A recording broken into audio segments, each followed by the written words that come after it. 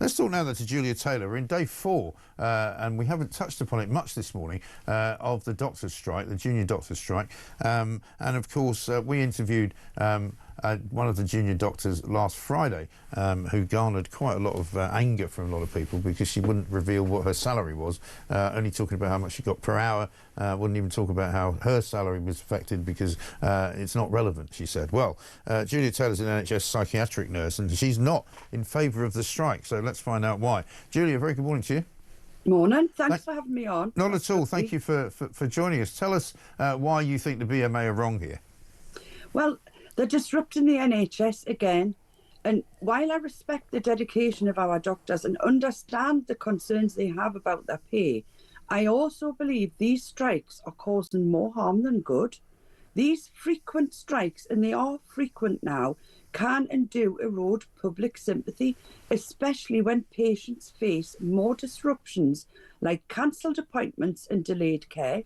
Strikes can strain relationships with healthcare teams, such as non-striking staff like nurses and consultants. They have to cover the additional duties. This creates resentment and division, undermining the collaborative culture, which is actually critical to the NHS, where 1.3 million staff work interdependently.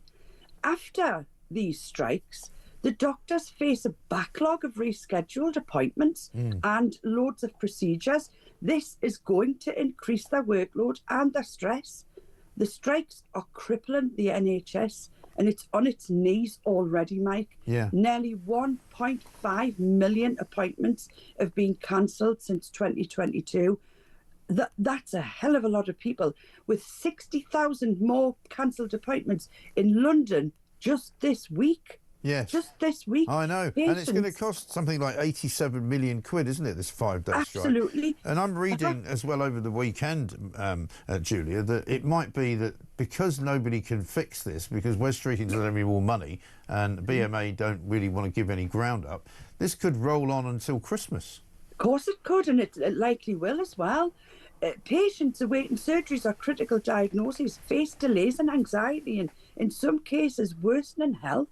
What kind of advert is that for the NHS? The public's patience is waning. I've seen a study where 26% of the public, only 26% of the public, that is, support the strikes. Last time it was 52% and more. And I would urge the BMA to reconsider. The government are even talking, they're giving dialogue, they're even saying, we'll have a look at student debt. That, to me, is more important than any pay rise junior doctors or resident doctors can get, because they end up coming out of their studies with £100,000 worth of debt. They're alienating the public and straining the NHS even more.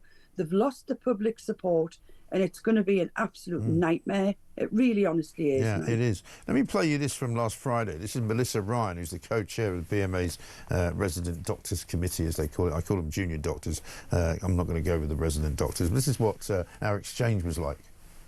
Where were you a doctor in 2008? Why are you asking me that? How is that relevant? Well, because you say you want the pay restored to 2008 levels, but I don't believe you were a doctor in 2008. Were you? So 2008 is when austerity came in line, is when our pay started being eroded. Were you a doctor in 2008? Were you a doctor in 2008? We've had 17 years of pay erosion. And were you a doctor in 2008? To be reversed. It's not relevant about what happens with doctors You're asking when they to come have in. your It's a pay very restored long to a time when you were a child. Program. How about you get your pocket money in 2008? How much was that? I mean, you know, you're just not a credible individual. It's been eroded over 17 years, and what we want is for our pay erosion to be reversed. That's all we're asking for. We're asking for the government to come and negotiate, and so far all they've given us is empty promises. I'm not surprised they're not negotiating with you, because you're insane. No, I don't think they should negotiate with you. I think they should fire you, quite frankly. Yeah, well, I mean, things got a bit out of hand there, but you can see the problems you're having, can't you? They're just not kind of living in a real world. No, they're not. Some of them are, mine, but most of them aren't, and it's such a shame. yes, the pay, how can I put this? We haven't gone up with inflation like we should have. But the fact is, it really annoys me when people say, yes, but bus drivers get this amount and train drivers get that amount. But that is the most they will ever earn. Doctors can go up and up and up in their pay bands, and they can go up in their pay, and they get quite a lot of pay. It's just absolutely... They're all very well paid. I mean, you know, it's all very well to say... These resident doctors, I'll tell you how much they get. They get between 38 and 70,000. And that's to begin with. But that's to begin with. After a couple of years, they get a lot more than 70,000 as well, don't they? Exactly. But what I'm saying is, when people use the train drivers and the bus drivers as an example, that's the most they will ever earn.